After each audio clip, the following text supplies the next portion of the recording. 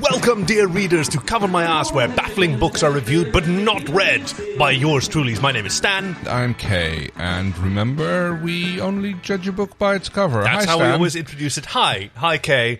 Yeah, a bit of an unconventional opening. I realise that. Don't worry, it's not an identity crisis. Just since we had elections for the mayor of Librorium last week, do our readers at home need an introduction for the? Do we need to catch them up on what's been happening? I assume they know about the election, or either don't care. So there were some problems with the ballots. I thought that I was going to be the only candidate, and I misspelled my name in the submission. And then there was 3 votes that came in for Stan, which is the sort of collective name of the adorable raccoon rapscallions. Right. I did some thinking. I figured the quickest way to get into office would be to change my name to match the winning ballots. So I'm pretty sure that's not legal. But that's the great thing. I can make it legal once I'm mayor. Yeah, I mean, I'm pretty sure mayors don't have that kind of political power. They will do once I write the... here's the thing. I've built a new book village out of books and bits of library inside your library. There are really no limits to what can be done here. I mean, the library does have rules. But they sort of cascade down into Librorium. I would suppose so. I mean, Librorium is within the library, so it would be subject to the library's rules. Oh, shit. Okay, so let me think. So, no talking. That's going to be difficult. No disturbing people, I believe. I think that mayoral debates are going to be tricky when nobody can loudly. I mean, to be honest, you didn't sound like you were going to be up for much debate. I didn't plan on it, no. Considering your style of proposed dictatorship? Rulership, if you want to say. I wasn't going to go there, but if you're going to say so yourself, then yes. I mean, what is a dictator except somebody who tells it like it is? Like dictation. That's the root of the word. Well, we're all about dictation in the library. So then I figured, there's 3 votes for Stan, and obviously those are Tristan, Stan, and Stan, the 3 raccoons who are allies, and sometimes kidnappers. Employees. Oh, that's a nice way to put it. And I figured that, if you can't beat them, join them. Right. So I'm now petitioning, and I'm still waiting back to hear from them, if they'll accept me into their little raccoon family. As Stan. As another Stan. And they'll, I guess we'll be like Tetris Stan or Quad Stan. Quad Stan. Doesn't have the same ring as Tristan. No, it doesn't. That's where I am. Now, in parallel, you were going to do a bit of a democratic review of the election process and the votes cast. So I'm very curious what your sort of results have been so far. I mean, as far as I can tell, all ballots that were cast were done so legally. Yes. And there was definitely one spoiled ballot in there, obviously discounted. And I misspelled obviously my own Stan. name, didn't I? So the problem with Stan is they were all voted for Stan, but we can't distinguish which Stan. Yes. And should you legally change your name to Stan? Already have. Well, you've started the process, presumably.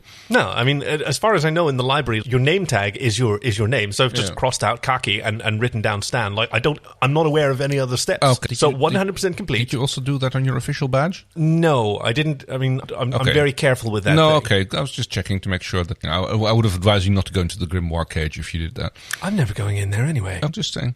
But yeah, it's impossible to distinguish which Stan we're talking about. And adding a 4th Stan doesn't resolve that problem. No, but it does allow me to benefit from that problem, is kind of my approach to this situation. Unless you're saying that you would much rather have 3 raccoons in a trench coat as a mayor of the book city that I've been building inside your library. I mean, rather. Well, I'm just saying it probably wouldn't be worse. Okay, I thought you'd be enthusiastic about having me as your ally in this new nation state. But okay, well, I mean, am I subject to the nation state? Well, it depends if you're in it. Okay. Right? I mean, but position is 9/10 of the law. Right. And so is possession, but that's more when you're in different... That's the little joke that I was making. Oh, I didn't get it. Which position you're... position and possession. Oh, right, yes. It's fun jokes with Kaki. Yes. No, Stan. Fun jokes with Stan now. Yes. All right. Well, I'll give it some thought. I think we're going to have to see about the legalities of this. I understand the importance, and I do agree, because Librorium was founded with a strong legal foundation, literally in the sense that I took all of the law books and I used them as the literal foundation for them. Yeah. We are literally standing on the law. So that's going to make reviewing past texts difficult. Right. But, I'm sure that you can figure that out. What do we have in store for our readers today? This week's book is by Dwight v. Swain. Stay Out of Space. I love that title. It is a gorgeous title. Exclamation mark as well. I'm a huge fan yes. of exclamation marks. The doorway to space could be the doorway to Earth's doom, I believe. And if you look down at your podcasting device, you should be seeing the cover of today's book. And if not, you can check out the show notes for an image and a link. You can find us on Twitter at CoverMyAssCast, and on CoverMyAssCast.com you can find episode 83, Stay Out of Space by Dwight v. Swain. And there's a lot going on with this cover, which I'm always so happy with. Apparently half of two complete novels, which I actually looked into, and this is like one of those books which are basically two books for the price of one. You buy them at the same time, so it's not... Oh, it's like one of those flip over. Yeah, that's the one. You know, that's kind of brilliant, because then while you're reading a book, which is really only like, let's say it's a 150-page book, but you're holding like 300 pages worth of books, so while you're reading, it actually feels like you're getting a lot of value for money, and then it just sort of ends halfway, and you have to flip it over and read the other book. But yes, we have a beautiful space scene where we see our hero, well, tied to an asteroid, basically.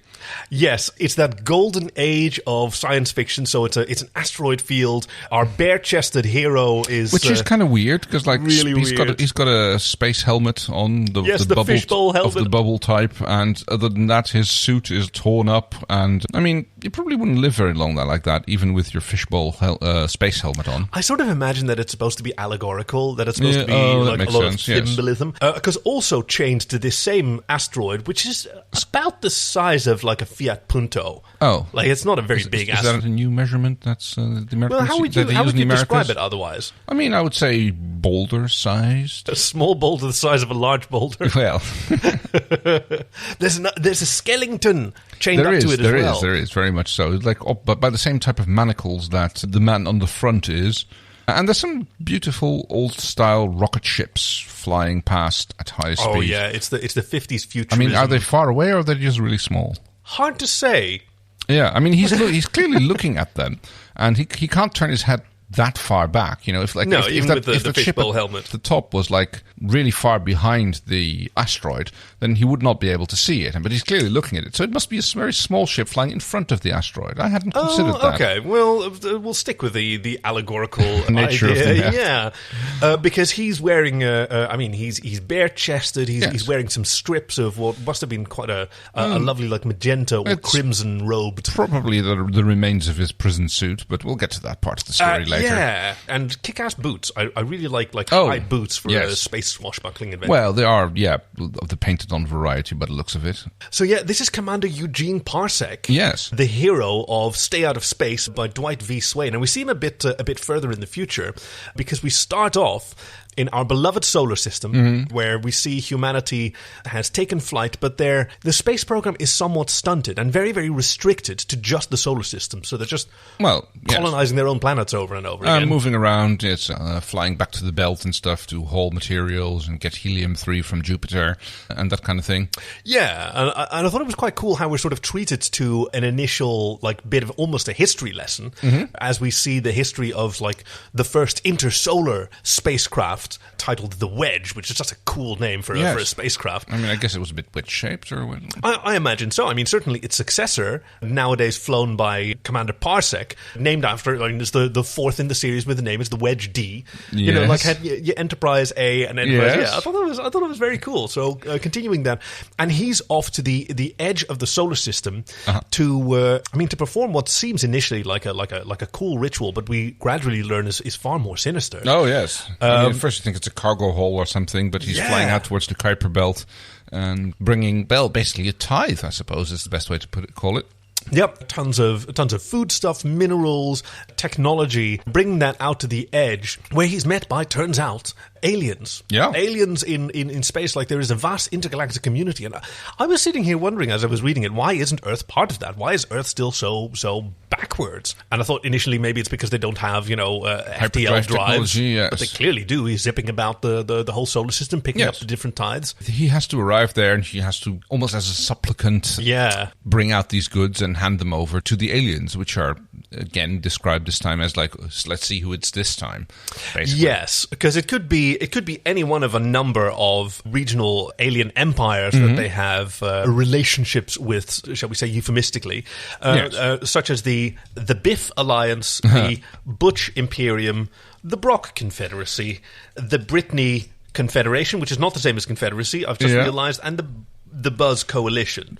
What's the difference between a confederacy and a confederation? Confederation. Verb tense. Oh, okay. That is, I mean, I could say spelling, but that doesn't really cover it. Yes. What they are basically doing is they're shaking down Earth, the Earth solar system. It turns out like the entire universe is one gigantic a sequential protection racket. Like it bullies all the way down. In fact, this book takes place in what is known as the Bullyverse. Oh.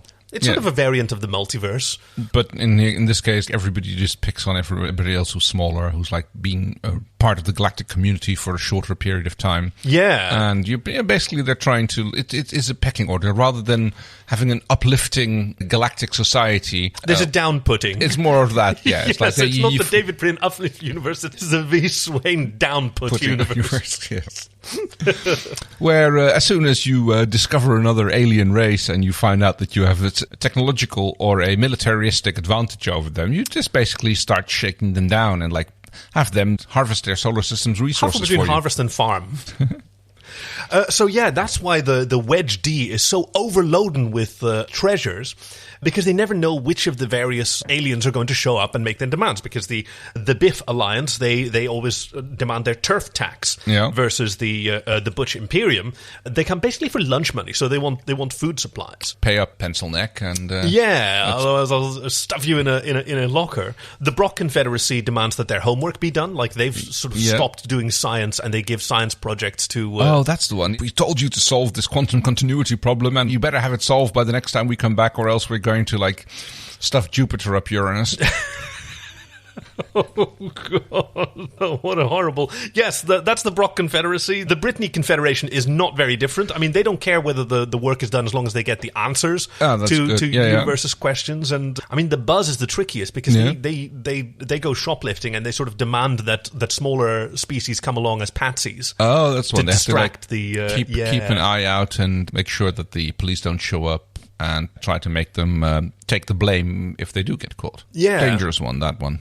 Well, and that's what happens in this case. Like he's the Wedgie is laden with the minerals for the turf tax and the food for the lunch money, but it's the shoplifting that they want. They demand that Commander Parsec join them as they perform a raid, running interference with the Wedgie and unfortunately getting caught. Yes, it's unfortunate, very much so. They're trying to actually go to the Butch guys and get some of the lunch money, which was originally stolen, demanded from Earth, extracted even, and try to steal that back. And so it's a bit of a double jeopardy which the commander finds himself in. First, he had to hand over the lunch money to the Butch Imperium, and then he gets framed by the Buzz Coalition for stealing back the same food that he had to give them in the first place. This Bullyverse just fucking sucks. I just hated it. It is really bad. I mean, Earth is really in a bad place here. Can you imagine living in a world like that? No, I don't think I can. Well, not on that scale, but actually on a smaller scale. Like the idea of just living with assholes extracting favors and benefits from each other. Yeah, it sounds like a horrible place, really. But that's I guess an author has to take a certain concept for his universe and run with it and make an interesting place to write stories in. That is a very good point. Nobody likes stories which are just happy and where basically nothing happens because everybody's happy and there's plenty of money and plenty of food and plenty of sex and nothing ever happens. So you need misery and hardship for your heroes to overcome. No, I think that's a very good point. Like that brings out their qualities, and that they need to be challenged in order to rise to the occasion. Yes, and certainly that's the case for Commander Parsec, who finds himself hauled off to the penal colony of Panopticon IV. Yes, which I thought was a really cute touch. Yeah, like a Panopticon is usually that's the all-seeing eye, isn't it? Well, yes, but it's also the name of a type of prisons which are basically generally built in a circle with the guard shack in the middle and all the cells in the ring around it, which is very, very aptly chosen here because this place, Panopticon IV, is a hollowed-out asteroid which has a center core of a hub, so to speak, where the the guard shack is, and all the prisoners are basically living on the inside surface. So I was curious: is there historic antecedents to this kind of structure with a guard shack in the middle and lots of cells outside? Well, the one that jumps to mind is the dome prisons, like the Koepel in Brera. I don't know those. Oh, it was a very popular prison concept at some point. Basically, you build a big round building. Yeah. With the central courtyard, and in the middle you put a little tower which has the guards in, and all around the building around it also all has the cells on different levels. So isn't this dangerous in case there is like a prison break or a riot or whatever? Because then the guards are completely isolated and unable to escape. Maybe they have a tunnel. Makes sense that you have like an exit throughout the bottom that you can come out through. And how does that work in an asteroid where you're a sphere floating inside the I assume they have some sort of transportation system, or maybe that's right. It's not just floating around, or just like it's probably more like a spire in the middle. Also, the problem in that is like in an asteroid of this, even in one of this size, the gravity on the surface is generated by spinning it, and of course the guard shack on the interior surface. You mean? Yes, on the interior surface, and of course the guard shack in the middle would be floating in 0G, which I guess works for a shift or two. Like you just like float around a bit, and the biggest advantage is you can keep an eye on all the prisoners. The prisoners can't really see each other because the closest prisoner that you can see is like right across the courtyard.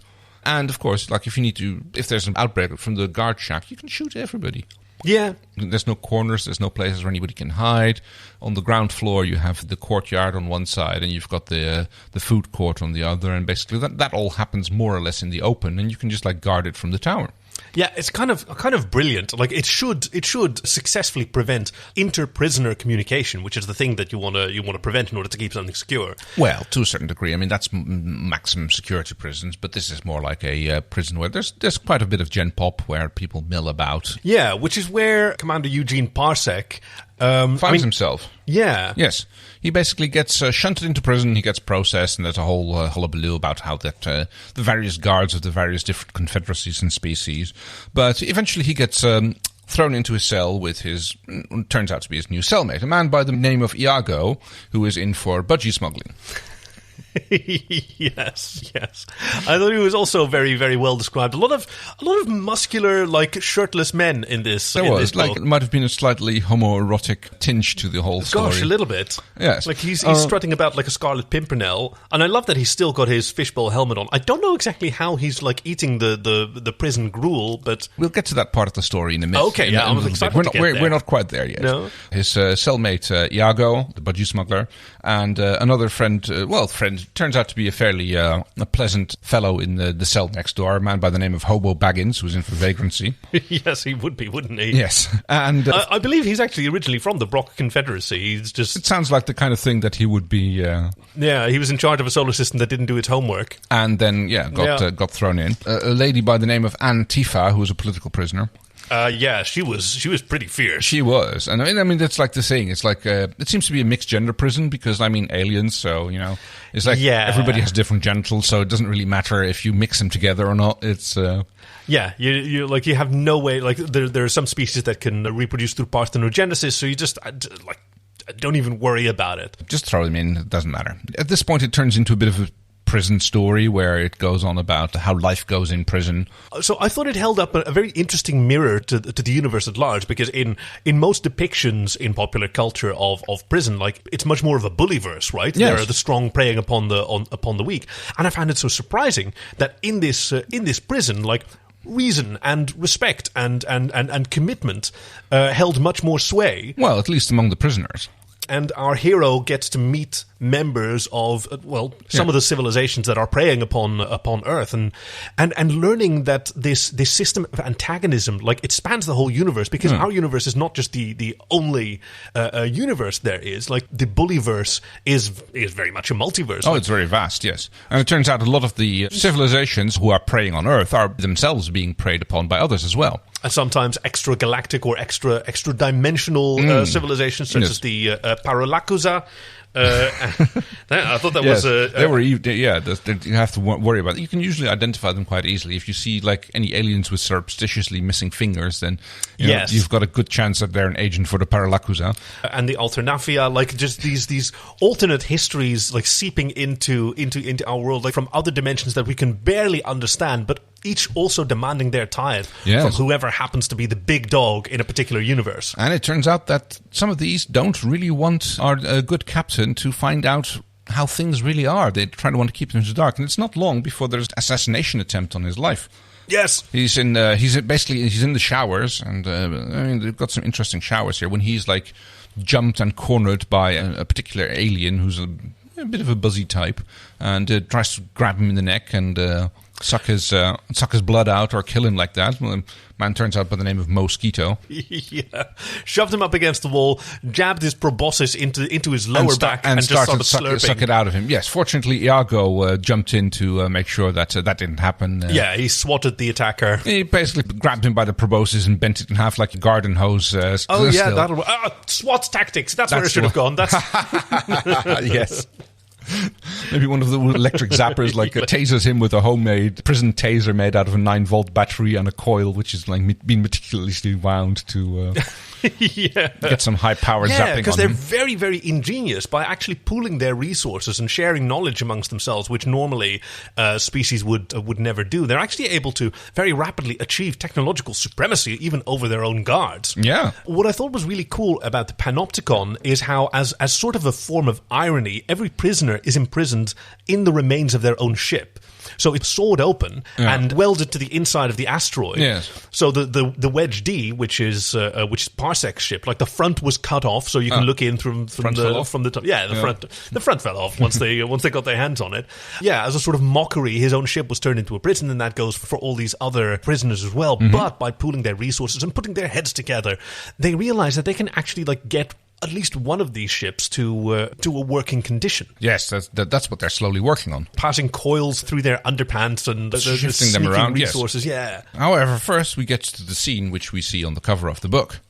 Which is, of course, during the altercation in the shower room, the captain gets basically punished for starting a fight, which is ridiculous because he didn't start it. But, things go like that. And he gets put on the hotbox punishment asteroid. Oh, no. They put him on the rock and they kick him out, and then, they swing around the solar system a few times. Have fun absorbing all that neutron radiation. Exactly. One moment you're freezing cold, one moment you're blistering hot, and it's like the Panopticon's version of Solitary.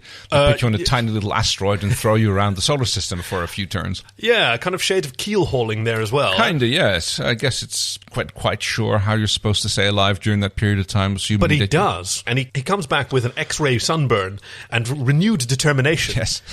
He continues upgrading his ship with the help of Iago the budgie smuggler and Hobo Baggins. Now, of course, Iago's smuggling capabilities come in very, very handy. Well, he is very apt at using various particles of clothing to smuggle the various parts that need to be moved from one ship to the other. Gets back into the general population where he gets thrown in, where it turns out that basically he's not off the hook yet. I mean, he's had his official punishment, but the warden of Panopticon, a man by the name of C. Cox, C stands for chubby, by the way, it turns out later in the story. Okay, yeah. I thought it was the comedy delivery in this book is so great. That's fantastic timing. He's running an underground fighting ring with the prisoners. Oh, yeah, it's always something, isn't it? Where they are pitted against each other.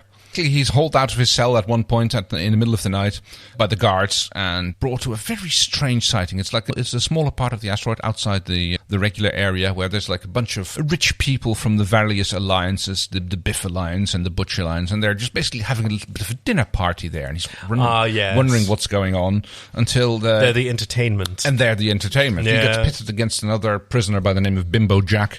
It was I think it refers to the original...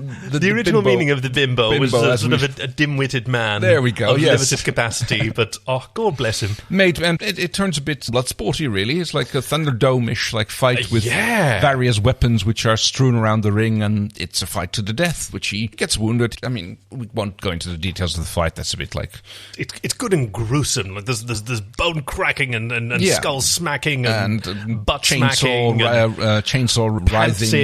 And Oh yes, it gets a little bit saucy at some point. It seems almost. Isn't that the case with wrestling in general? I mean, I'm friends with a person who's like their main form of entertainment, which I can never quite figure out whether it's all ages or whether it's pornographic, is like wrestlers pantsing and bum smacking, which seems to be a... Well, are we talking about show wrestling or actual... I think so. I don't really know the difference. No, I think it's show wrestling, where they've got the sort of sequined underpants that sort of get taken off them. That is just totally like, fantasy storylines. Testosterone soap operas. Exactly, yes. With muscular bare bums, which, I such a sort of thing. It certainly seemed to be the case for Mr. Swain. He gets thrown into the fight, and Mr. Cox, and he basically is running a little fight club for rich people, I suppose, where they don't have to do the fighting. They can just, like, dinner and a show, a little bit of blood sports, betting, nothing under $1 million.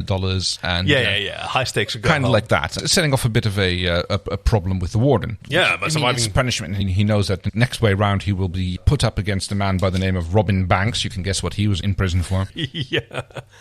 Although he seems to be the undefeated champion, so he knows that he's got a week time to get out. Otherwise, he's dead, because he's not going to survive that fight. He's like...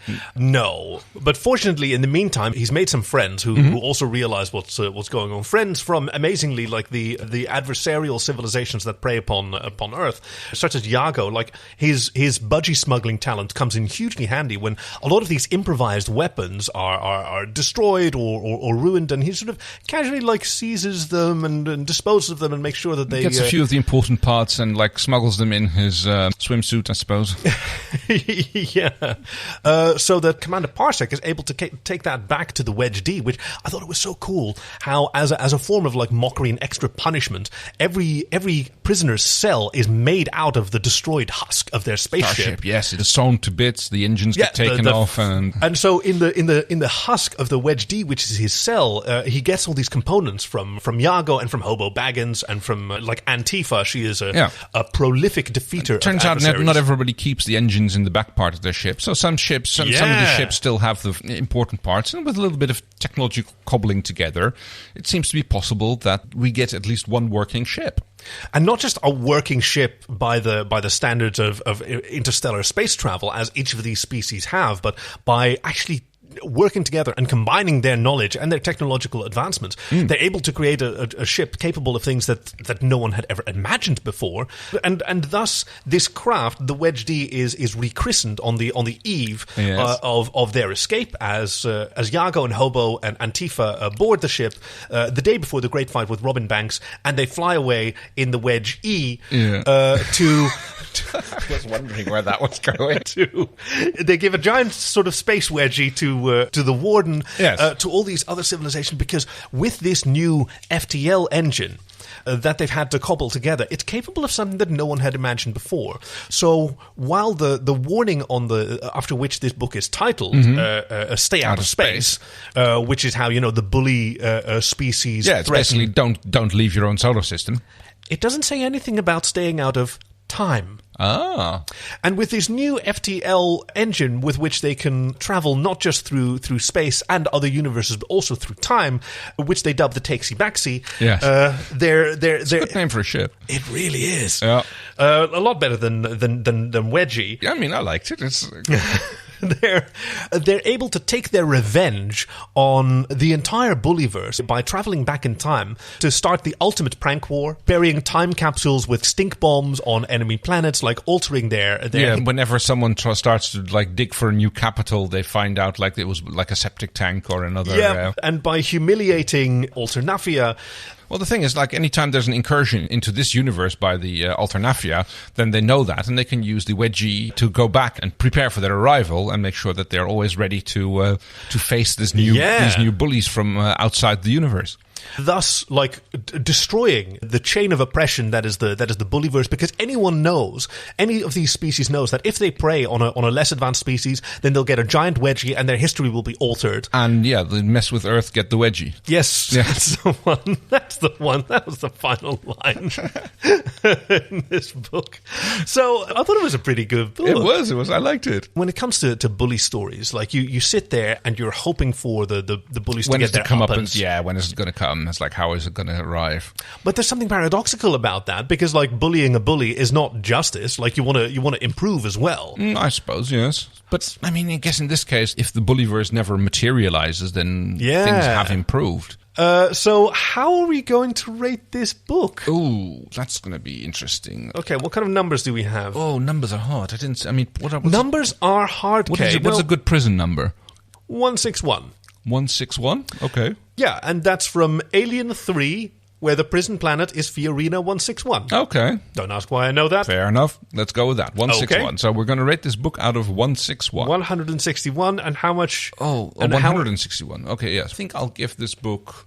if you say 160, then I'll know that there's a weird pattern going on with your brain where you give it always just the closest to perfect. That's been happening a lot recently. I was going to say I'm going to give it 128 out of 169. It's a nice round number. In binary, yes. Well, yes. All right. I don't know if you can find yourself in that, but that's my number.